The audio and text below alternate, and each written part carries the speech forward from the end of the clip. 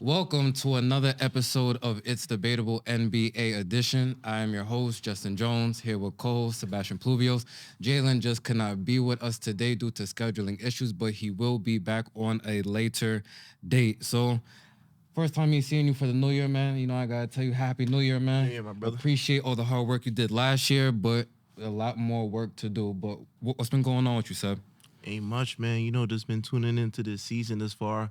We got like 2, 3 weeks off, bro. Fake a lot of stuff that we gotta cover. We gotta, cover bases on. But it's good to be back though. Happy New Year's to all the people watching, all the fans, all the supporters, man. We appreciate y'all. Continue to watch us grow for 2024 as we take it to another level. Right. So we can just jump right into it, and we're gonna start in the Eastern Conference and talk about the New York Knicks, who have been playing much better basketball since acquiring OG Anunoby in a trade with the Toronto Raptors. They're sitting at 23 and 16 right now, which is good enough for sixth in the Eastern Conference. But I want to ask you. I know the New York Knicks is one of your favorite teams. Since acquiring these new pieces, can they now get past the second round and reach the Eastern Conference Finals? I believe yes, but it's going to take a lot of ground to cover within these months, based on the trade deadline and then just the opt out contract seasons. What I've seen thus far within the New York Knicks, there's definitely a lot of versatility on offense now. Now that you don't have a guy like OG Anunoby, who's specifically known for being a 3-and-D player, somebody that doesn't need the ball to be effective on the floor. You put him in the corner and catch and shoot situations. He's one of the best to do it in the league today. It definitely gives more offensive luxury for Jalen Brunson and Julius Randle, which you can see that they've been thriving on. One thing I'm noticing too, with the absence of Mitchell Robinson, Isaiah Hartenstein has really stepped up into that role of being that defensive anchor. But for them to reach the Eastern Conference Finals, I'm gonna need to see just maybe another move towards the trade deadline. You still got contracts like Evan Fournier that you still got to get rid of, things of that nature, and you need to replace the offense off the bench that you had with Emmanuel quickly. So I want to see another six-man candidate position for the New York Knicks to really fit what they got going on. Just those things need to be addressed before they could even think about reaching Eastern Conference Finals. But what I've seen thus far, though, I really do believe that they can make it there. What I'm seeing within the seedings right now is from the third seed to the eighth seed, they're only like 1 or 2 games apart. So if the Knicks can capitalize on this trade deadline and find just a little bit more offense, because the defense is going to be there with OG Anunoby now. You've seen how really things are coming to flow on the defensive side too. You don't have to put like a guy like Josh Hart or Quinn Grimes on like main ball like guys like a Jimmy Butler, Jason Tatum, Jalen Brown. Wing guys. You have somebody now that can hold his own and one of like the best defensive players that we got out right now.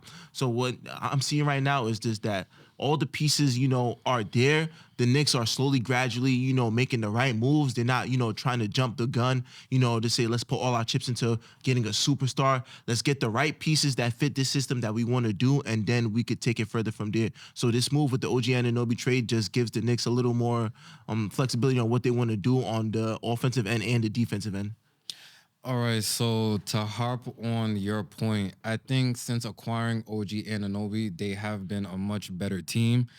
But I still think this team needs a lot more. Now, you definitely made a great point that, losing someone like Emmanuel quickly and who else did they give up in the trade? RJ Barrett. Right, and RJ Barrett. Now you can focus on just having the ball in Jalen Brunson and Julius Randle's hand because to your point, OG Anunoby is someone who doesn't need the ball all the time, damn near at all. He's very good in the catch and shoot, those corner threes.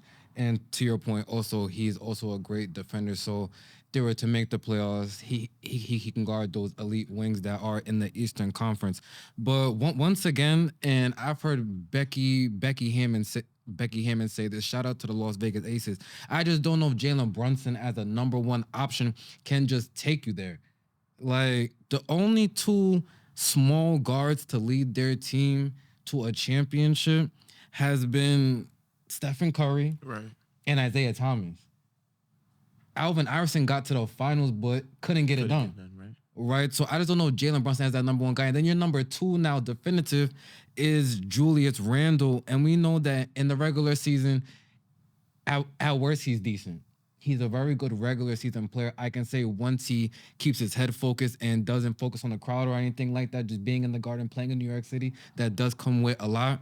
But he's he's only had 2 performances in the playoffs, and last time we seen him, He was crap. but that regular season, which was last year, 25, 10, and 4, or 46% shooting from the field, and he was shooting decent from the 3-point line. That was fine.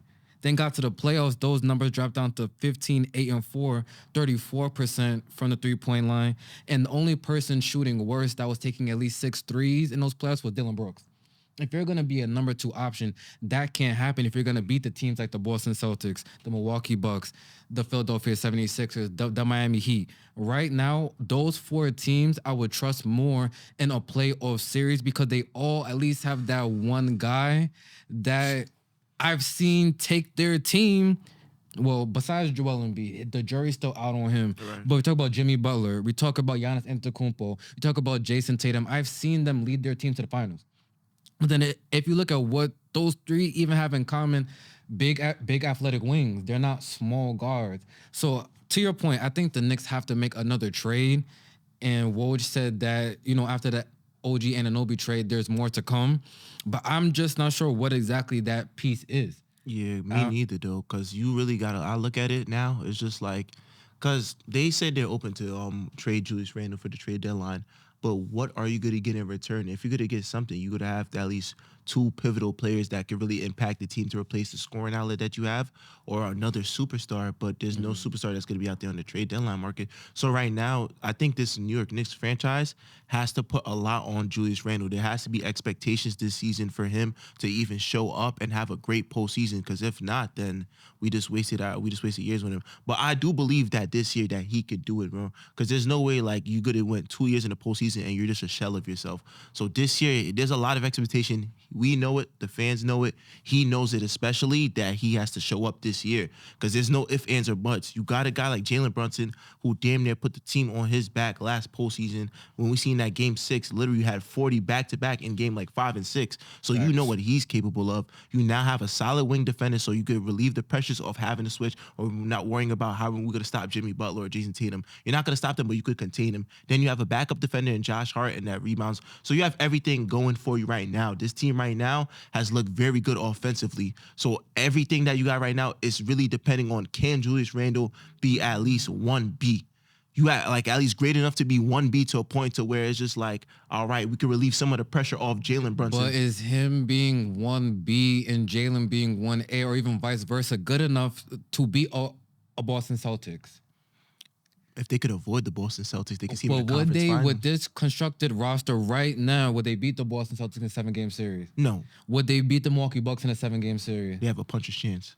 Seb, yes or no? Are they gonna beat the Bucks in a 7-game? I say puncher's chance. But if you had to make a prediction, would you have the Bucks or the Knicks? Hear me out though. Wait, hear me out. Hear me out though. Because everything got to be healthy. I got to see how the lineup. Both teams are healthy. Milwaukee or the Knicks. Both teams healthy. The Knicks are not healthy. They don't have the the best offensive rebounder in the game. I'm saying they don't have their rim protector. Listen to me. I'm saying if they went to the playoffs and both teams were healthy, who you got? That's what I'm asking. Giannis right now, man. I'm just begging off of Giannis. So you're saying the Bucks? Yes. Okay, so the 76ers. That's up in the air. Well, who would you pick? I understand I pick it could the Knicks, be bro. You gonna take the Knicks over Sixers? Yes. Okay. And then the Miami Heat. I'm taking the Knicks this year, bro. They How ain't no game, Vince. Seb, Yo, hit me out. No, They ain't no game, Vince. Now you hear me out. Hold on. How many times is the Miami Heat gonna, just coast through the regular season and get to the finals and beat your favorite players, led by Jimmy Butler? How many times would he have to do it within the last 5-6 years? Bro. What they do it last year? Last year they called everybody. Nobody's gonna get caught by. Not the first time they went to the finals, except in the last 6 years. Don't do that, sir. Look, you said caught by surprise though. There was an 8th seed last year. Nobody. Okay. If you know that, I was the one that had faith in. That was you and Jalen who didn't believe in him. I did. Yeah, but I'm saying though, if they make it to the playoffs, there's expectation now. It's just like, we're not gonna take them lightly just because there was an 8th seed or wherever they finish off. And what does that? And what are you trying to say though? Are you saying teams are now gonna adjust differently? Yes. You think, all right, so hear me out. Playoff Jimmy has been a stigma for over 5 years. But hear me out, not though. just last year, bro. We know how he raises his level in the playoffs. We know that Heat culture. And we seen Eric Spoelstra just get the highest paid contract after he just passed up Monty Williams, who we're not talking about Monty Williams again, but just Leave got that man his alone. bag and old Pat Riley up top. We know what the Miami Heat does. This Nah, not we the do know West what they last do, but year. at the end of the day, though, you got to think about it like this. They caught a lot of teams by surprise, though, as the 8th seed, though. We could say playoff Jimmy, bro, but they was fighting in the play-in. This is not college basketball to where it's a one game and then you're knocked out with a It's 7-game not, series. Not every game you was caught by surprise, bro. It's game planning, coaching, and your star players leading you there, helped by the other Seb. It's not always. And what caught by others do surprise. they have now, though? They lost Gabe Vincent. They lost Max Strus. 2 pivotal players. The rookie's playing very solid. Which rookie? What's his name? The one. with the, Jaime Jaquez. He's playing sorry, I don't know solid. his name. He's solid. He's solid. But Josh Richardson is a vet, and he's someone that I think will help them in the playoffs. And then who else they got? They still have. Don't they still have the Martin kid? Caleb Martin. They still got Caleb Martin. I'm who not- arguably could have won Eastern Conference Finals Player of the whatever the hell that award The is. MVP shit? Yeah, Yeah. like let's not do that, sir. All right, but I'm just saying is this team digressed a little. I'm not sure if they could have the same success, though. It's really up in the air, though. That 3 to 8 seed, though, is a lot of those teams. Yes, and I one of them could understand get that, knocked Seb. off, bro. But what I want to say, you've been watching basketball for a long time. We cannot just sit here and act like we're gonna put all our emphasis on the regular season, which we still are in. But we know the teams that are gonna coast through. We know the teams that are gonna be at the top, and we know the teams that are gonna be at the bottom now.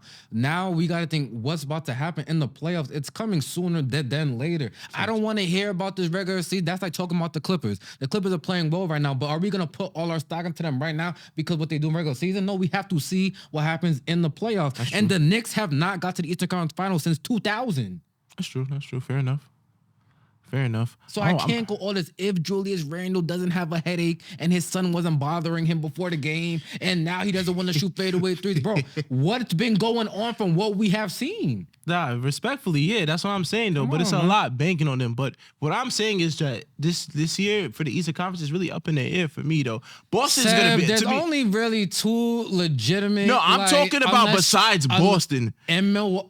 Did we just see Milwaukee beat the Celtics by 77 points the other night? Off a back-to-back, bro. Don't do that, bro. Off a back-to-back with the best Hold team in the on. West, bro. I'm disgusted with you and the my NBA media who's trying to now say they were coming off a back-to-back and they played the Minnesota Timberwolves and they went to overtime and they played 5 games in 7 days. I don't get the NBA players because none of them was talking about back-to-back when they were getting those back-to-back checks. They was not talking about back-to-backs, bro. Milwaukee came in there ready to show. Y'all are not the losing best how many team games, in bro? the Eastern Conference. Yes, they are. Giannis was on one. Dame was on one. You even seen Giannis come on the court. Don't talk about that bum You ass. even seen Giannis come on the court catching blocks. Bro. I'm just saying what happened. In the second half, they rest all their starters, bro. And once again, I'm disgusted with Joe Mazzulla. No, good shit, bro. You came off a back to... Bro, first of all... That's not basketball. Bro. Seb, They're on the road after going to overtime with the best team in the West, bro. Seb, I've watched you play. You like competition, bro. That's not... Your starters got you into that mess. Dig yourself out there. Now you want the bench to come in and try to clean up what the starters Bro, did? first of all, the That's Milwaukee fucked Bucks up, have been Seb. on a horrible Seb, stretch. That's fucked up. That You ain't would not fucked like up. that as a No, player. that ain't fucked up, if the bro. starters created a 55-point deficit and now the third quarter starts, hey, yo, Sam Hauser and who else they got off their bench? Bro, listen, bro. Come on, bro. Yo, you got to know how to preserve your players, bro. You got to Preserve them for what? Their first seed, bro. What do you mean? What do they gain, bro? Oh, we have a key mark against the Milwaukee Bucks. Bro. The Milwaukee Bucks that has been Them struggling playing as for of 12 recently. more minutes was gonna kill them now. Like, Bro. get the fuck out of Oh here, my bro. Come on, gosh, we're not doing that, bro. Oh my God, bro. These niggas are getting paid hefty checks. Bro, fuck the check. How No, you gonna it's not play? about fuck the No. check. But how No, you it's gonna not play when about you're fuck the hurt, check, bro? sir. As Joe Mazzulla, it's a smart move, bro, in order to bench these players in the second half, bro. There's no meaning to this when you know you're gonna see a team down the line This within the is your Eastern. rival. It's the first and second seed. The game was on TNT for a reason. What do you mean this don't matter? Bro, it don't matter, bro. It's to send a message. We are the best team in the Eastern Conference. And Giannis said, Yes, no, catch us you're on a not. good day. And What is Giannis gonna say right now, bro? They've been struggling. They can't say shit right second now. seed is struggling, Seb. Yes. But here's how I know you're a fucking hypocrite and you change the narrative. Because if the Knicks were second seed, you would be in the streets of New York right now. Let's fucking go. Go fucking nuts. So don't move the goalpost for another team, Seb. But a team that has more The expectation Bucks than the are Knicks. second seed right now. But a team that has more Last season expectation. they were number 1. Oh, what a drop off! They went from 1 to 2. Come on, Yeah. Seb. But compared to the Boston Celtics has been hooping. Okay, We're they've gonna been Philly hooping, and now the The Bucks has been struggling. They were just hooping, the other and teams now besides. Boston and Milwaukee met on Thursday night. They went head up, and what happened? It was the Greek freak. Oh my God, He's not gonna freak on Giannis. That's cool for right now, bro. That's cool for right now. Cool? Yeah. So now the last time, that's like if you seen your op 7, they caught you. So now the last time we caught you, we caught you, nigga. That's cool though, bro. What do you mean that's cool? That's cool for right now, bro. Right. But you gotta remember, this like what? What have you done for tomorrow's not a promise? What have you done for me lately? The last time we seen y'all, we not even beat y'all. We embarrassed y'all to the point TNT took the game off the fucking channel. Same Hoosier. Wow. Now, I'm done. All right, bro. Come on, Sam. Catch the Celtics on a good day, bro. Matter of fact, catch them at the crib. Where they like 18-0, 19-0. Bro. I guarantee Milwaukee won't make it out of that shit. All right, you can talk about this home shit, but we know in the playoffs you have to win games on the road. Don't do what this home shit said. Bro, you're gonna have to win on the road, bro. They gotta win on the road, bro. They just caught them on a bad night, bro. Fair enough. All right. Now this turns into a whole nother thing. But back to the New York Knicks. So the main question. Right now, currently constructed, do they make the Eastern Conference Finals? No, but they have potential. Okay, yeah. I agree to an extent. No, I don't think they're gonna make the Eastern Conference Finals because, like I said, I got Boston, Milwaukee, the Sixers, and the Heat above them. But I have to see what trade the Knicks can make. I just have to see that just to be fair. But as of right now, currently constructed, I would have to say no. Also, Tom Thibodeau, you're not off the hook. I looked at your playoff record as a head coach. You're 31-41. You're not absolved from all this. I don't care about the ball patching your head and all that shit. I don't care. You need to perform better as a coach in the playoffs. It's not just blame everything on Julius Randle. You have to put your players in the right position. You was with this team, he goes Timberwolves, right? Timberwolves and the Chicago Bulls, and you have a record of 31-41. You haven't made much noise since you had Derrick Rose, and then you ran him into the ground. So come on, Tibbs. You hear what he's saying? Come on now. Moving on to the Western Conference. Now we got to talk about my Los Angeles Lakers, who are struggling as of right now with a record of 19-21. Now, this is an interesting stat. Through 40 games, the last 2 seasons when me and everyone else made last season about Russell Westbrook, they got the same damn record. So I would like to issue somewhat of an apology to Russ. Because maybe I can only speak for myself. I might have been a little too hard on you. But still, I had to call it like how I see. He wasn't playing well, but they end up having the same record. So we can't just blame it all on Russell Westbrook.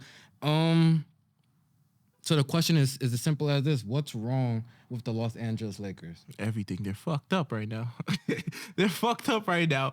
You know, coming off of the in-season tournament, they're 5-12. Let's start there. We got also just the players, bro. The returning players has been crap, bro. Austin Reeves, bro. You think when you see that side, Austin Reeves, bro, has been disappointing. No, bro. It's not even offensively. It was defensively. I seen him against the Suns the other night. I've seen him against everyone. And they were literally. We want to switch onto him, bro. When Shaq said that's barbecue chicken, to bro. Get the switch. Bradley Beal was cooking you, but I don't want to take it. Go ahead, sir. Nah, you spot on with that too. Nuts, bro. I thought D'Lo was shit at defense, bro. Austin Reeves is just as bad, bro. Bad. Yeah, so that's what's going on. The returning players has not been as good as they was when he got picked up on the trade deadline around this time last year. So I'm looking at a guy like Hachimura, who we thought like, yo, he fits well within this Lakers system. Although it be injuries and shit like that, though, I'm just like, I'm gonna call it how I see it too. D'Angelo Russell has just fell off the face of the earth. I know he had like 39 points last night, but like still lost somehow. Yeah, so I don't give a fuck what for the fact that you even felt like to even come off the bench now and shit like that, it's just look bad, man. You know, you think you get a better Russell, bro. You damn near got the same Russell, bro. Then when I look at it too, just the pieces are not fitting too. You know, you got a guy like Torian Prince who, one night he's hot, one night he can hit 5 threes, the next, bro, he's just missing everything. Then you paid a guy like Gabe Vincent some money, bro, somebody that you think is gonna come here. I don't even remember the last time he played. Oh, I do. He was terrible, but go ahead. Who else? Cam Reddish, bro. And I never fucked with the Cam Reddish pick. I'm gonna keep it a buck with you. But like everybody say, oh, he's our defender. Oh, he's coming into himself, bro. Cam Reddish has been in the league for like 5 years now, bro. And we have not seen no glimpse of him even He's bullshit? He's bullshit, bro. Come on, bro. For somebody of his skill set and his size, they compared him to PG when he first got into the league, bro. I see no flashes of PG, no, bro. well, in college he was cooking. High school, he was You know how that. much people cooked in college and now it's crap I'm now. just saying that's why he was projected Nah, like that. facts. But there's another thing too, just the defensive end. They're just sorry on defense, bro. I read it. I think they gave up 115 points per game or 116, something around that area too. So there's no. And the thing is, you got one of the best like rim protectors and defenders in Anthony Davis right now too. So I don't get it. I guess it's very perimeter oriented. Then the offense too. You know, it's really based on like they don't have the 3-point shooting. They're like top. They're like in the fifth below like league rankings in 15. I mean 3-point shooting They're too. bottom 10 in 3-point Bottom, shooting. yeah. Yeah, exactly, bro. And that's the thing that there's always been a problem with the Lakers. I don't understand it, bro. Every year, just like, yo, we need to add more shooters. We need to add more shooters, bro. How are you still shooting 36% or even lower than that from the 3-point range, bro, as a team, bro? We all know Anthony Davis can't shoot. We all know LeBron, he's a streaky shooter. Taurean Prince is supposed to be a guy that comes in and at least be a sniper. You have none of that, bro. So when I look at it, a lot of trades are going to have to be made. They need another superstar. I'm sorry, but it's like LeBron's going to be LeBron, but I need somebody that puts up 25. In my guess now, you need Zach LaVine. You need Zach LaVine. You need somebody that could at least go out there and put up 20 points by himself and face the rock. Because what I look at it now, Austin Reeves is not what everybody swears he was. Yeah, he had that cool playoff outlet. You could put him on the bench or something like that, but he can't guard. He's not like, feel me, somebody that could give you a consistent 20 a night or shit like that. He has to get into a flow of things. D'Angelo Russell has been mid. Like, feel me, this team has been mid since the in-season tournament. I don't know if they burnt themselves out trying to win that fucking cup or some shit like that. But now you look at it, bro. Don't disrespect the cup. Bro, the way it's looking, bro, you're 5-12 after the cup, bro. If you won that cup, at least you're supposed to build some type of momentum. They're 11th seed right now. They're 10th seed. 11th. Utah's up there. Yeah. So Utah's 9. So we're 10 right now. I don't even see if y'all in the play-ins, but all I know is that that meme that says, yeah, we gotta we gotta press the accept the cookies. Yeah, we so we select cookies to see. Yeah. Ew, but in all seriously though, it's like, and then you know what the worst part about it is? Darvin Ham's gonna get blamed and he's gonna get fired, bro. They're gonna put it all on Darvin Ham. Am I wrong? I want to know when it's my turn. Am I wrong? So basically what I'm saying is everything is wrong with the Lakers right now. They're fucked up right now. There needs to be another trade. There needs to be another miracle like what happened last season. Otherwise, and feel me, we're talking about a team that's potentially not going to make the playoffs. They'll be in the play-in, and shoot, if they win, I don't see them going as far as they did last year, though. But, that's all I got to say. All right, so they're 19 and 21 right now. We can't just blame it on Darvin Ham, but he does have to get better with his adjustments of the lineup. The coach is the one that missed to put that starting lineup out there. Who's coming off the bench and all that. The lineups he's doing, you can't have LeBron, AD, Vando, Taurean Prince, and Cam Reddish. Because that's not going to work. Because besides LeBron and AD, Taurean Prince, if he's not shooting threes, he's not going to affect the game in no other way. Vando, and for the people who don't know, Jared Vanderbilt, he seems like a shell of himself because last season he wasn't an offensive player, but his defense, the way that in that Golden State series, he was damn near locking up Steph, giving him a lot of trouble. I don't see that now. So he is coming off an injury. Could it still be lingering? I don't know. But if you're out there, I'm going to judge you from what I see. The offense is not there. And if you're not giving us defense, there's no reason for you to be out there. And then Cam Reddish, I tried to defend you because after that time, LeBron gave it to you in the corner and you missed. The next game you made it. And I was the one trying to big you up. But it's like, it seems like you're like nervous out there that you don't want to mess up playing with LeBron or something. I don't know, but you're not shooting the ball well. You're not taking it to the basket. You're not making your teammates better. You're not really defending at a high level. So you're kind of useless out there. You're just a body and you're taking someone's starting spot who could be Austin Reeves, who at least is going to give you some type of offensive productivity. And then give up 30 to the next player. So you're in a position where it's but just you like, have to do. You can't be out there doing nothing. Is my point. You have to give us offense or defense. Cam Reddish is giving us nothing. Austin Reeves will at least give us offense to keep the game somewhat. If you're giving nothing, you're just sweating and you're just out there. So it's just for cardio. So what you're saying is what Cam Reddish is doing, we could both do out there. What Cam Reddish is doing right now for the Lakers, we could both do out there and get some cardio. I smoke too much. I don't got that stamina to run up the court like that, so I can't. But he's not that far off though, because he's not really doing anything else. But I also want to get to some more points. Well, you brought this up. They're shooting bottom 10 in 3-point percentage, so they gotta shoot the ball better. But it's like, We made the trade last season because that was a huge thing that people talked about. So then we got an Austin Reeves and a D'Angelo Russell, a Rui Hachimura, but y'all aren't shooting it at a strong enough clip.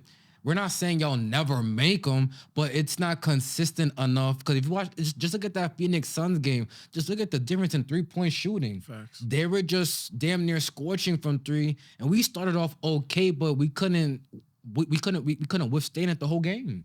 So it just became a problem. Now here's the thing. I wrote down we need another consistent playmaker, which was supposed to be D'Lo, but he's not consistent. And then reports come out that Ham consulted with LeBron and AD before even putting him on the bench. It's like, shouldn't, I guess, maybe teammates talk first? Like, I don't know. It's a lot of weird things behind the scenes. So that's supposed to be our third guy. And then you move him to the bench. So it's like our third best player is coming off the bench, and we're starting Taurean Prince, who, once again, if he's not shooting threes, he's just out there getting cardio. So it's just not making sense. But now here's the point I want to get to, because it's just confusing to me. I remember back in the day watching LeBron, maybe when he first got back to Cleveland on that second stint, the Heat days and before. When we needed the 3-point shooters and brought in these role players, I feel like they had a lot of confidence. It was like we didn't grow up watching LeBron. We was playing with him this whole time. So it's like we're not like in fan mode. So when we used to acquire people like a Mike Miller, Rashard Lewis, James Jones, a Shane Battier, these are players that came in, J.R. Smith, and Channing Frye, and they did what, and they Kyle Korver, and they did what they were supposed to do. It was no. Now I'm noticing we got these young players. We talk about a Taurean Prince, a Cam Reddish, and Austin Reeves. These people grew up like they're like our age. They grew up watching LeBron. So now I feel like when they're playing with him, they don't want to mess up. And it's like you just have to do what you do. If you lose, you lose. But if you go out swinging, no one's gonna be. Of course, you're gonna be mad as a fan we lost the game. But if we see you gave it everything you had, that's all that you can give us. But it seems like y'all are timid. And then it's like y'all think if y'all miss, y'all never gonna play again. LeBron's gonna get you traded, and it's like I'm just not sure. So I want to ask you that: do you think people growing up watching LeBron and then getting to play with him, are they kind of in a fan mode and they even get to an extent to where they don't want to mess up compared to back in the day with the players I named who grew up watching Jordan and really played with LeBron, hit him and his come up, them just performing much better? You think there's anything to that? Yeah, I think, a couple of players that play with him are a little fanned out because, I see you like, I'm really playing one of the best players ever. Like, feel me, you get to the point you're watching somebody that's been dominating the league for years, that's really been up there, like the face of the league. And then now you're on a team with him. It's just like, you see the work he put in, you see everything that he does, especially for a year 21. You're going to be like, damn, I'm really playing next to LeBron James, bro. Let me like make sure I got my shit together. But when we talk about those were established veteran players already, though. None of these guys are established. That was playing with LeBron. Didn't watch him as a kid, I'm saying. These new people on the, like I named Reeves, D'Lo, Rui, Vando, they grew up watching LeBron on TV. So now you're kind of in a thing where I grew up watching this dude. He's one of the greatest ever. And then I see the narratives that if you don't play well and get to trade deadline, make get traded. That can mess with a player's psyche. Yeah, I think that's what it does. We're seeing how much the time. mental right now in today's NBA is affecting a lot of these players much more than back in the day. We just seen players crazy like Ron Artest just play. Yeah, he was bugged out, but he was playing. Robin was crazy as shit, but he was ready. Yeah, I just now think these players, their girlfriend breaks up with them, or you date a Kardashian, and they're not the same. They're fucked up, man. It's good. Yeah, they might be a little bit softer, bro. I don't think they have that mentality. Like, feel me? Like, when we think about it, when I looked at the Cleveland team, like, they were dogs ready to play. J.R. Smith, when he got in there, he was just like, yo, I want to say he said fuck Brown, but it's basically fuck Brown when he took them shots, man. It was like fuck Brown when he took them shots. Shump was like, all right, bet I'm gonna follow lead, but feel me, I'm a dog of my own, bro. Like, I don't think these people are established. They go as LeBron go. That's really what it is. But you really got to have, like, I don't know, nobody that has LeBron's back besides AD every night on that team, though. Everybody's looking to, to show up and try to do their role. So, feel me? There's another player that... Go ahead. Wait, I want to hear what's this player. Max Christie. Hold on. Oh, what the fuck? Max Christie. I was a fan of you coming out of Michigan State. Like I remember I posted you on my Instagram, kind of like the Lakers finally drafted a decent cat. I like what he did there under Tom Izzo and all that. Gets drafted your first season. I wasn't gonna put too much into it. He wasn't getting that much minutes, so it was like, all right, now you're getting regular minutes. You're not that good defensively. Defensively, you're cooked. You make all these little mental mistakes, like you're nervous and all that because now you're getting minutes, and then it's like I just don't like watching him play. Like he doesn't help us in any way. But Like he's not really that good. but hear me out though. And he's getting minutes, and I just don't this kid's not that good. But would you say it's because of the Lakers? I think the Lakers. And no, he's not that good. Well, you gotta remember though, a lot of these players that once they leave the Lakers, they become like he can players of their leave and own. he's not gonna be good. I be watching. No, he's just not that good. Like he's like a G League type of player. Like the moves he tries to do, like I don't really watch it's too much either he Max makes the Christie. three or it's an air ball. Like he's just. So he has no stuff. No, he has nothing. Nah, he don't got nothing out there. Bro, like, but watch him leave to LA. He the type of nigga to drop like 20 a night. I'm No. telling you, bro, this No, Lakers sir. development has been crap these past years, like, bro. Bro, nah, but think bro. about the players that the Lakers had. They had Nah. Zubac, bro. Y'all could have used a guys like Zubac, bro, to put on the But five. I seen glimpses. Max Christie is bullshit, bro. So many players you're talking about. I know I've seen glimpses. I don't Kuzma, like came to the zone. Ingram, glimpses, Josh like, Hart even came to the yeah, not Chris. Next time Lakers play, watch Max Christie get in the game. Like, and you can be like, what is he doing? Yeah, what's his over and under? It's over and under. Points. I don't know, cause I don't bet on him. I don't know what his over and under. Was it like 5? Like that nigga. Nah, hold on. Max Christie should not be getting NBA minutes. Darvin Ham. Yo, what the Play fuck? that guy you just signed to a two-way. Dylan Swinder, the one who had a crazy stat line. The G League the other day with like 20 points, 23 rebounds. Oh, 30 rebounds. Yeah, play him or something. Not Max Christie because and then it's like when he messes up, he looks like a child, so like about to cry or something. Like I seen a play where AD passed it to him to go up court. AD didn't even pass the half court line. He throws it back to him.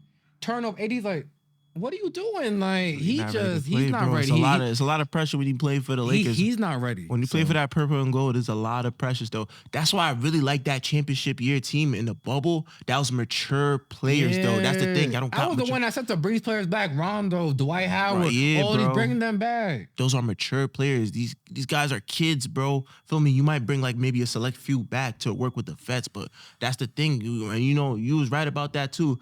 Like, feel me, the league is going back younger, but you really need these vets to really mold these players, though.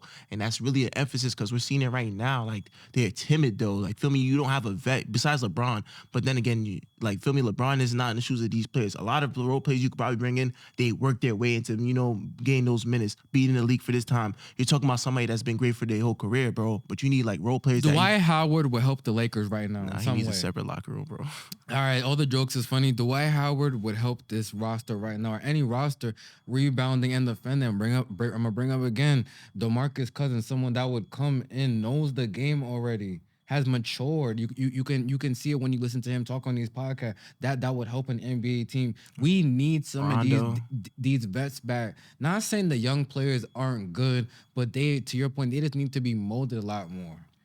Like, without having vets on these teams, I'm gonna say it again, it's messing up a lot of the growth of these young players. Just look at the Brooklyn Nets with Cam Thomas. Who's the vet there? Like, who's helping this kid? I have no idea who's like Cam Johnson? He's like 22. Spencer Dinwiddie. Spencer Dinwiddie. But back to the Lakers. To your point, a trade is going to happen. Whether I want it, whether any fans, a trade will happen because they were hoping these players that got the bag was supposed to help them so they didn't have to get that third star. But now they're just gonna have to. It's probably gonna be Zach LaVine, and we're just gonna have to go from there because this team right now it's just not clicking. No, I think if they got their heads right, this team could win the championship. But it's just not clicking. Like you can't put your finger on it, but you can just smell it in the air. Like something's just not right. It's the construction lineup. Just, and the thing is, I liked it. They went a little bit younger. But if you and more look agile. at the lineup that was in that Golden State series where they went on a run, Bron, Reeves, AD, D'Lo, and Vandal, that 5-man lineup has the least amount of minutes out of all the lineups on the team. That Teams doesn't make caught on, sense. though. Even though Vandal was hurt to start the season, but why are we not getting that lineup? That was the lineup that we went on the run with. Not enough offense in that lineup. If you really think You have about it. LeBron, AD, D'Lo, and Austin Reeves. But D'Lo don't get those type of touches, and now teams are attacking D'Angelo Russell and Austin Reeves though, and we seen it against the Phoenix series. All right. I mean, not the Phoenix series, the Phoenix game, bro. All right. Bro, Bradley Beal But hit still, 10 in and outs, bro. We're at least gonna have to score with these teams, and you can't just have players out there doing nothing though. So I'm saying y'all gonna need that. Right, Y'all so gonna you need that gotta- 20-point a game. D'Lo, who's the best player? Who's the third best player on this team? Like the show says, it's debatable, bro. Seb, who is the third best player on this team? I can't. Based off what they've done for their career, who's the third best player on this team? We're talking about career or for like their stint in LA, bro. Because if I look at it, bro, Seb, who's the third best player on the roster, bro? Can't do this analytics with you. Who's the third best player on this Bro. team for what they've done in their career? What are you talking about? all right, right so now? D'Lo, because D'Lo, All right, but now, he had a longer you career. can't though. have him coming off the bench. Bro. He's had a longer career though. You can't have him Is that coming definitely off mean he's the the- bench. He's crap in the lineup. Seb, he's your third best player. But remember he's what I going to get it together. But if you move him to the bench, you're fucking with his head. They don't want him no more, bro. No, He but can't- y'all are hurting yourselves now. I don't give a fuck what LeBron wants right now. That's gonna hurt the team. Their third best player cannot come off the bench for Torian Prince. They don't know who their third best player is right now, bro. They don't know, bro. It's D'Angelo Russell. Shit, bro. They don't know who it is, bro. They don't know what's All right, going so on. you have to see then. What do you? It's Yeah, D'Angelo we Russell. see it as fans, but Like, within their it's organization not right now, Cam Reddish. they don't know who the hell to go to as their third best player that's consistent. So it's Cam. So they're thinking it's Cam Reddish. Nah, they're thinking Okay, it's so- Reeves. They got either got to be He's coming Reeves. off the bench. That's what I'm saying. They don't know what they That want to do. doesn't make sense It's a then. shit show, bro. I told you bro. Before I opened up, I said this team is Like- fucked up. They don't know what they want to do, bro. They got all these pieces they acquired, bro, Okay, it's and fine don't if know you how to don't- utilize It's fine them. if you don't know what to do, but then you have to have some type of common sense. Your third and fourth best player can't be coming off the bench, and you're starting Cam Reddish and Torian Prince. They're not giving you anything. D'Lo and Austin Reeves. Now, not every single night they've been bullshit. It's just they haven't elevated since getting paid, Right. but D'Lo can still give you. You see what he did last night. Yeah. He's gonna have nights like that. Then he's gonna have nights to where he's shit. That's what happens to shooters sometimes. Ray Allen didn't always have a great night. This time you struggle, but you have to keep him in the rhythm. You can't just put him to the bench now.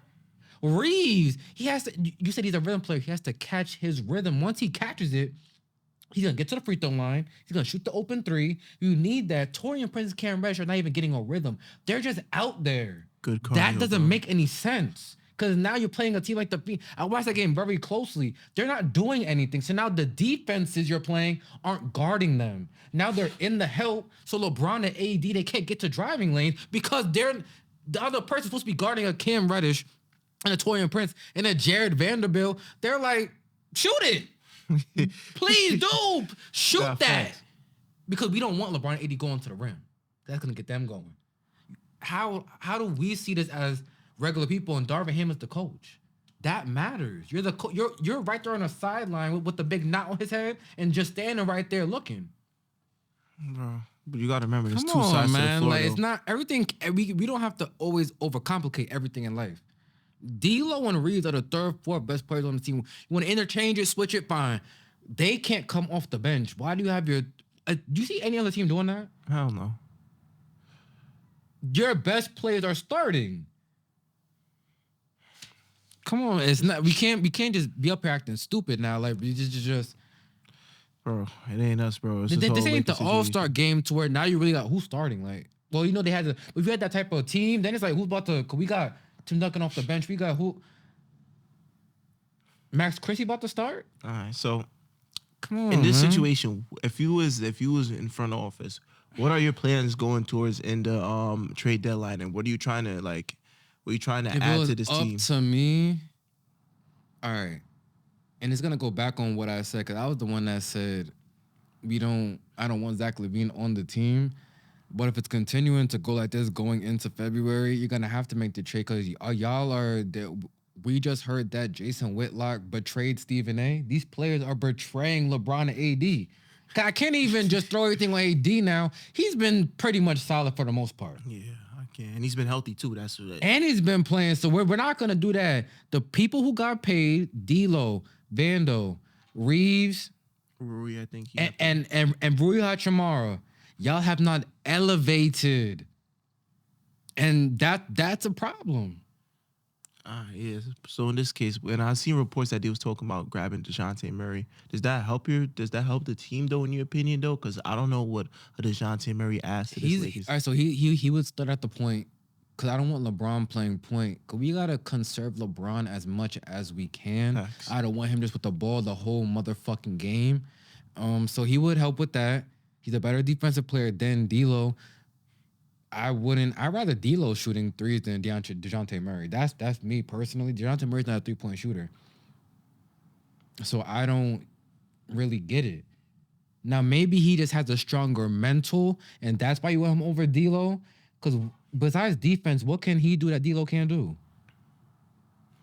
So you really get the same person. That's what I'm saying. So if they're saying Dejounte Murray is mentally stronger, then fine, because you need people like that to play with LeBron. I get that. But if you're just saying just panic mode and let's just switch the players out, you're not guaranteed for this to work with Dejounte Murray. Yeah, that's true. But And you're gonna give up another young piece.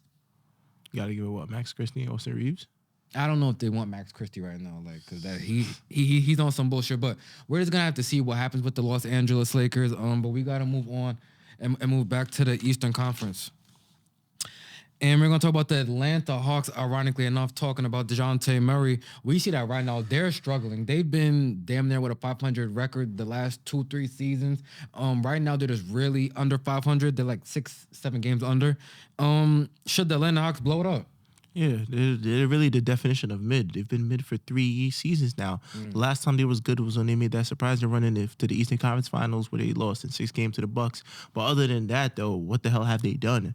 They got rid of John Collins. They brought in DeJounte Murray. They did a lot of move. They moved around a lot of pieces, bro, and it just hasn't clicked. And nothing has clicked. When you look at it, Trae Young has had his better seasons this year, but at what cost though? The team is still struggling. You got guys like DeAndre Hunter who's not hasn't gotten better throughout his career. Bogdan Bogdanovic, we think that he was like a solid piece, but feel me, he's like changeable. The only person that really could stay besides Trae Young is Jalen Johnson, and that's like a hidden gem that they had. That's why I feel like they got rid of John Collins though. But other than that, DeJounte Murray hasn't worked. It doesn't really work when you have two ball dominant players. And we was talking about that when that first trade happened. That's why I wasn't so sold on them too. Because it's just like, what is DeJounte Murray going to do if Trae Young has the ball in his hand? He's going to sit in the corner for a three, bro. That's not his game though.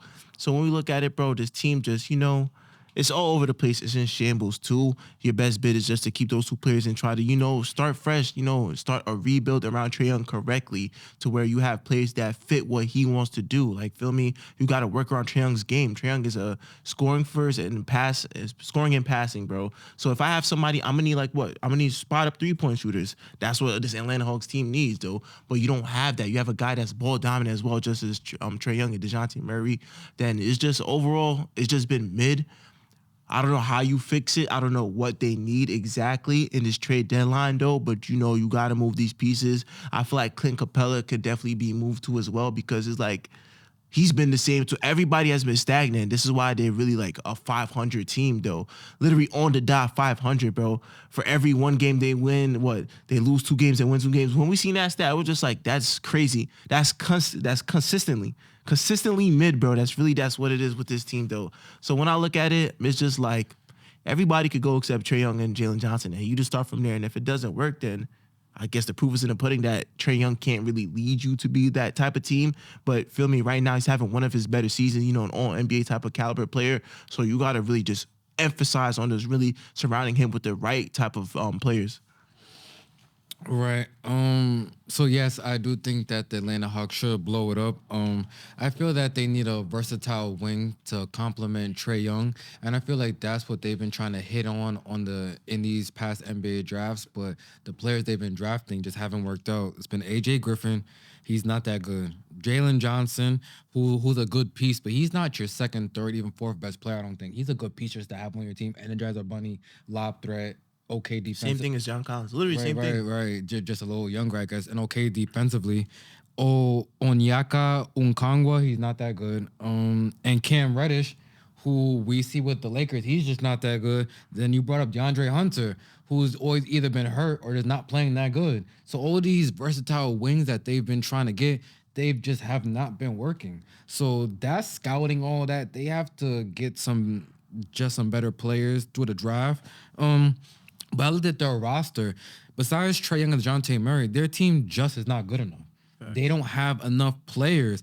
Now, just speaking of Trae and DeJounte Murray, I was high on them because I thought getting another playmaker to sort of get the ball out of Trae Young's hand was going to help him. Here's the problem. Trae Young doesn't play off the ball.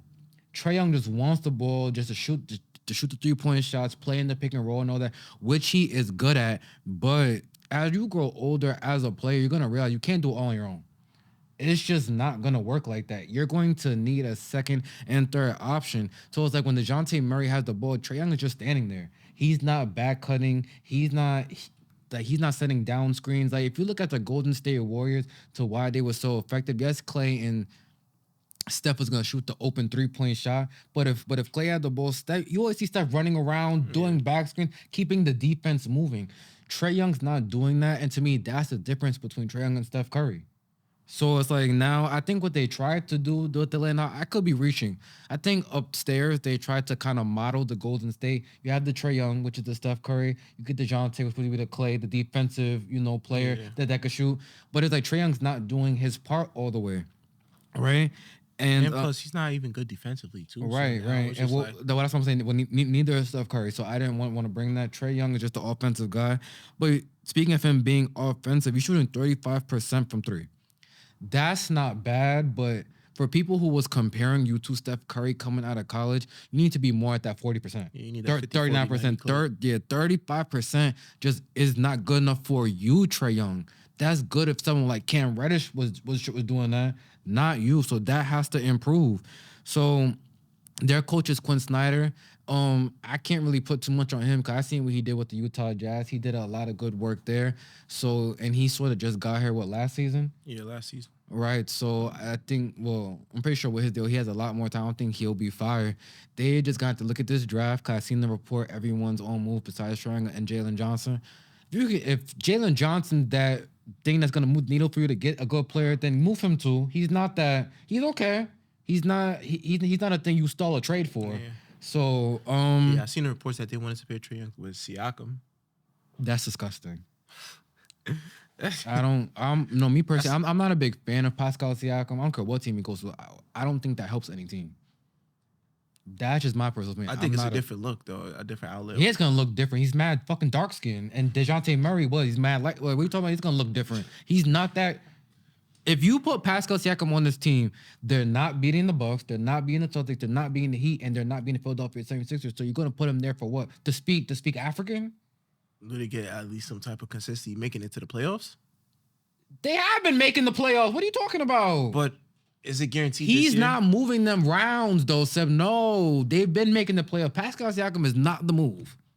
Because what are you really getting out of it? Because I'm not seeing too much. I'm not hearing too much talks on these trade markets. Besides, the same guys we're hearing: Donovan Mitchell to an extent, Zach LaVine, the Pascal Siakams, and all that. Yeah, but we don't know. There's also teams behind closed doors that just don't want everything out there. Facts. Right. So we don't know what trade came in with. We just seen the Marvin Bagley trade. We no one's talking about that. It just happened. Right. Nobody give a fuck at Marvin Bagley at a time like this. I'm just saying trades that no one talked about. It just happened. So we don't know always behind the scenes what these GMs is doing. Facts, but that ain't breaking news. That's news. No. I'm just saying, man. But they're gonna have to look in the draft this year, draft a decent player, and then just look at this trade deadline. But that's all you could do. I don't think you trade Trae Young because for what? Like I don't see. What do you get, bro? Like no, if somehow the Lakers could pull that off, if they want Rui, Rui, Austin Reeves, a draft. Bro, they gotta give the whole team. No, I'm just saying if so, I've seen what's some of the guy's name who be doing the trades? What's his name? Woj Shams? No, the one who does it for the Lakers. What's his name? Who the hell is the Lakers in? The guy he be mad famous in the memes. The dude who be making the trades for the Lakers. Rob Pelinka. Oh. Yeah, I've seen him pull off some crazy trades. So I'm just saying, you never know. You never know. But you got anything else to say about the Atlanta Hawks? There's not too much to say. They just got to trade. They're mid as fuck, bro. I ain't got too much to say, bro. All right, so y'all just gonna have to figure it out. Last topic. The Phoenix Suns, another team we spoke about a little bit earlier. We see Bradley Beal is back playing now, finally healthy. So now, how far can the Phoenix Suns go this season as currently constructed? To me, they're a second round team. Right. Because when Said I the look, same. yeah, because when I look at it, it's just like they have like three great offensive players, but you're gonna need more than that. You need like some type of system. I don't know what this Phoenix system is. It's let's put three great players out there together and see what we could get. I'm not sure if it falls on Frank Vogel because I never took Frank Vogel as an offensive minded coach. Yeah, More a rough defensive defensive end coach. too. So when I look at that, it's just like you have three great players, bro. But how well can they mesh together? And another thing is just like they need a point guard. That has to be addressed. I'm not putting the ball in Devin Booker's hand and say, "Yo, get your points, get your 30, and make sure to get others involved." I don't like that. That's nasty work, bro. Devin Booker is a scorer. Is your best player on the court. So when you have him just over here trying to dish the ball, go traditional point guard way, it takes away from his scoring. And when you're gonna need scoring most to get other guys going. Another thing I've really seen is just this the defensive end. They're horrible defensively. A below team as well too. I think they sit 16th in defense. So when I look at it like that, it's just like you need defense to win these games, especially in the playoffs, bro. When I'm having guys that's gonna switch on, like get Nurkic to switch out on the perimeter, he's getting cooked. KD's like what 36, bro. There's only so much he could do too defensively too. And when I think of guys like Devin Booker and Bradley Beal, defense does not even come to mind, especially not for Bradley Beal. So when I look at it like that, it's just like your shit defense too. You don't know what type of system you want to run. You're just running off of greatness, the greatness of three players. And another thing too, the bench is very mid. And what I noticed that, and you came up to that point too, where just like, fucking Drew Eubanks, would you rather have Drew Banks or you? I tell Oh you, yeah, no. Listen, I told you fair it was enough, gonna. fair No, enough, fair I enough, told fair you it was enough, fair gonna enough, happen. fair Like enough, these fair enough. players that you're just adding for $1 million towards the end of free agency, they're not that good. Drew Banks is not that good. Fair enough, fair enough. Because what Especially when I'm, put them in a playoff series where they really gotta hone in on a defensive yeah, scheme. No, no, no. We're not putting Drew Banks out yeah, there. fair enough. Because what I'm seeing right now, the only like type of consistent player that I've seen in the bench or even in the lineup is Grayson Allen and Eric Gordon, and I like what they've done thus far.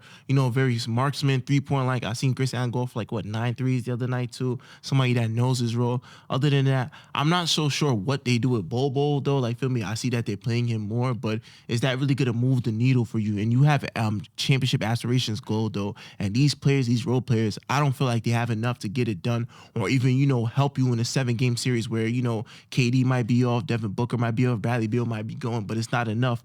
Who's gonna be that mold of consistency or somebody that's could fall back on in the bench when it's time? Because it damn sure I don't see what Bobo doing it. I don't see what Eric Gordon doing it like in his stage career. He could do it, but it's just like who's really been there hasn't been no type of consistency with this team. And shoot, how much games do you have left until this? Like, we're in like 30 games left or something like that. Probably like in the 40s. 30, 40 games left though. Yeah, something around that. What can this team do differently? That's the question I want to ask. What can this team do differently in order to, tighten themselves up and really look at them as championship contender threats? Because when I look at it right now, they don't move me enough to say, oh, that's the team to beat. I still could see the Denver Nuggets taking them out in the second round or even the first round. I could see even the Minnesota Timberwolves, because based off what they have defensively and does their big man is better than Nurkic, I could see them taking them out. I could see the Clippers beating them. I see a lot of teams beating this team though off the strength that they don't have no point guard and they have no defense. So and their bench is mid. So that's a lot of question marks on this team though.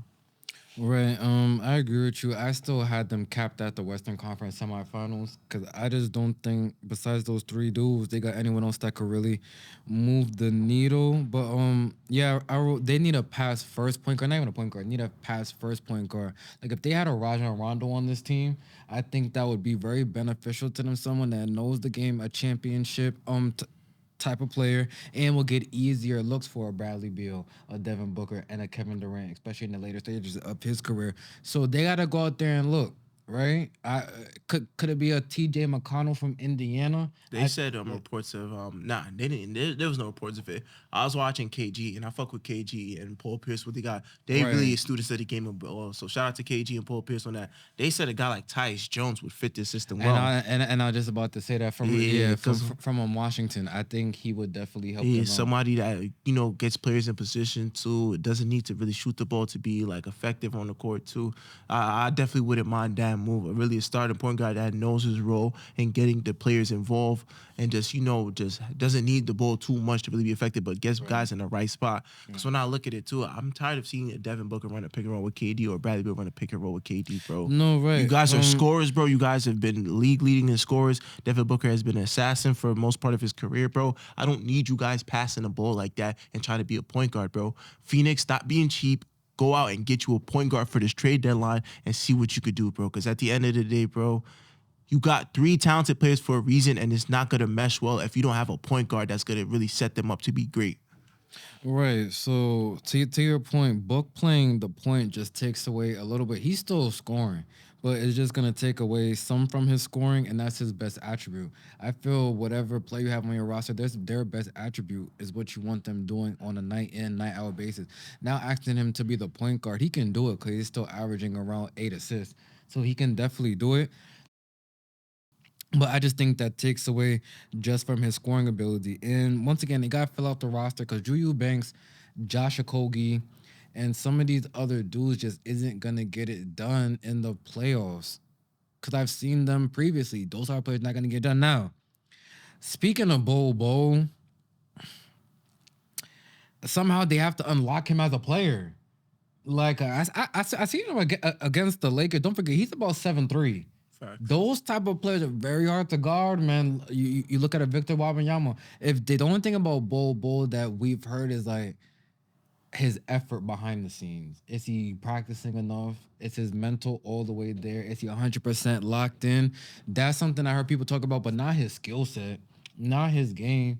Because I seen him doing turnaround fadeaways, cleaning up on the glass, because that's what he can do. He has the height and he has the skill. So if I'm the Phoenix Suns, if you can't find anybody else, you have someone just like someone like that sitting on your bench.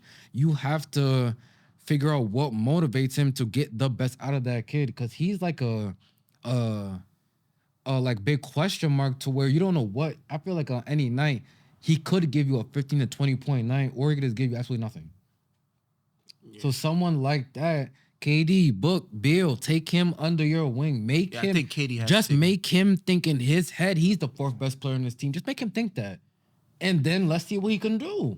Yeah, it really gotta be KD, bro, because they have the same type of skill set, bro. Long, lanky pictures that could score the basketball and feel me, very versatile. So when you look at it like that, it has to be KD to really get in this kid head. Here's what we need from you. Feel me, here's how you could be utilized, bro. And he has to really take in all that knowledge, bro. Because now if you have Book, Bill, KD, I don't know who the fourth dude is. Well, if you want to put maybe Grayson Allen, then you got Bol down there. Just having to guard KD and Bol with their wingspans and all that in a playoff series, to me, that would be tough to handle. Yeah, facts. Like 2 damn near 7-footers out there that could shoot the 3-point shot, could operate in the mid range.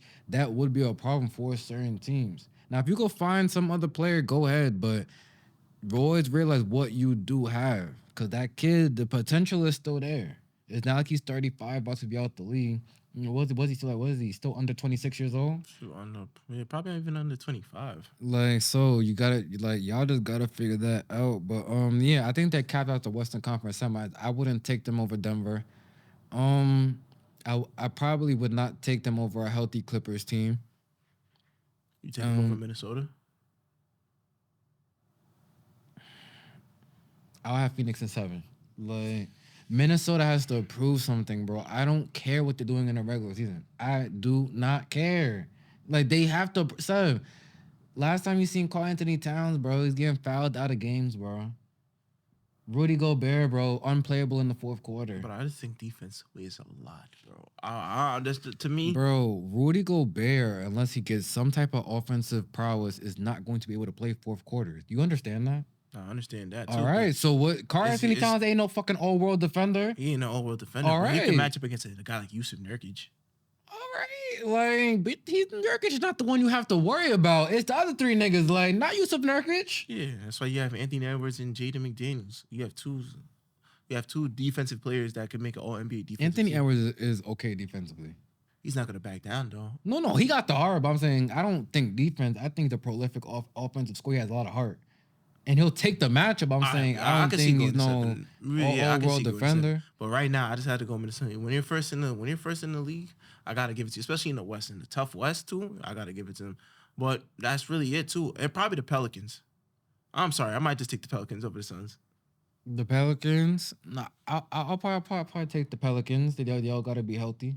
Like, but I'll probably take the Pelicans. Um, that's really it for the Phoenix Suns. I don't got too much else to say. They're gonna have to look. I don't know what they could trade, so I can't say the trade market. But after that, once you could start picking up free agents and things like that, once again, Dwight Howard will help the roster. Like I'm just saying, I'm trying to get you. I'm trying to get you a job back. Like Yo, he bro. would help. Yo, bro. Like I'm God. just saying now, if you want to do all these gay allegations, that has nothing to do with basketball. I'm talking about on the court. Now what he's doing in his personal life at home with them, the girl named Cookie and Cinnamon, whatever that girl's name was, Cupcake. I don't know, but bro. on the court, like rebounding the defending lob threat, that will help them. So I'm saying. Shit, bro. You one person I know that trying to get that brother a job, bro. Hold on, I seen John Wall at the game. No John Wall. I'm asking you for the Phoenix Suns. He was at the game. You could have used a John Wall. Yeah, you could use a John Wall. But like then I feel like your lineup is too small. Because now you got John Wall, Bradley Beal, Devin Booker at the small forward. Against these tall wing guys. I don't know. Well, I don't know. Maybe John Wall comes off the bench. Like he'll take that role now. You got one shot, nigga. Like bro, you got one motherfucking shot. But is there anything else you just seen over the past 2-3 weeks you just want to address real quick? Because that was the last topic. Let me see. Nah, nothing else though. Just throughout the league, has nothing crazy been going on though. Because I think now we're ramping up for trade deadline talks. So I guess that's when everybody started getting a little bit more amped to see what pieces are going to be moved. Because right now I feel like every team, there's no team that's really been a shocker. Every team has stayed stagnant from when we last talked about basketball. Teams have still been improving. Teams has been crap. So feel me, everything's just stay still. So the last thing I want to ask you: does Donovan Mitchell get traded by the trade deadline? No. No? No team is gonna want to. The Miami Heat have been saying they were looking behind the scenes right now how to pull the deal off. Does he get traded to Miami? I'm just saying before it happens, you call it. Yeah, if Miami Heat, that's the only team I could see that moves the needle for Donovan Mitchell. So the Knicks don't want him either. You're saying the Knicks would want him, but at the same time, is they're not trying to trade no assets for a guy if they don't know if he could be I seen it. They still talks on trading for him because they don't know if he could be that guy for a championship contending team. Quentin Grimes, some picks, and another player. You're saying they did? Oh, they take him. If that's all it takes, if it takes less, a young prospect picks, and then you got I don't know the whole roster right now. You just get another player they take it. Who wouldn't take that though? But then again, you got to remember though, Cleveland Fake gave up a lot. Not a lot, but they gave up a player like Larry Markin. They did, but they know it was a rental. Because he didn't want to go there. His bag was packed to go to New York City. Facts, though. I'm saying they know in the back of their heads that they got to win Cleveland if they want to keep Donovan Mitchell on that roster. But the thing is, they digress, too. You know what? It's not the same Cleveland team that we seen last season. They've had injuries, though. Evan Mobley's not playing right now. Part of the game. No, but I'm saying that's gonna matter until your record in the regular season when your third best player on the team is hurt. Not true. That's true. So I'm just saying, but they're still out to play in the fifth seed right now. They're still Darius Garland had just came back. He had the injuries to start the season. True. That team has to be healthy for us to really see the real version of them. So you think there's a lot weighing on Cleveland this season too, as well? Cleveland's a wild card. Because last year, I wasn't expecting that. That was their first time post LeBron ever really getting into that and seeing they the lights were too bright. No. I'm saying they got punked, but I'm saying that's not gonna happen. That was like your hazing moment. Like you don't got LeBron now, nigga. You better win this motherfucking series. It just didn't go down like that. Now I think they'll be like, all right. Donovan Mitchell has to say, are y'all ready? Garland, Mobley, Allen, because Allen looked like Kwame Brown in that series. I don't know, but there's a lot riding there. But those we talked about all the players that was gonna get traded, quote unquote. Zach LaVine, Donovan Mitchell, Pascal Siakam. I think those are the three biggest names. So we're just gonna have to see where all those players end up. But that's gonna do it for this episode of It's Debatable NBA edition. Once again, Jalen will be back, but we want to thank everybody for watching. Make sure you like, comment, and subscribe on the video. Follow us on all social media platforms at It's Debatable double underscore. That's on TikTok, Twitter, Instagram. And follow me at Justin Jones on Facebook for details and developments on the platform.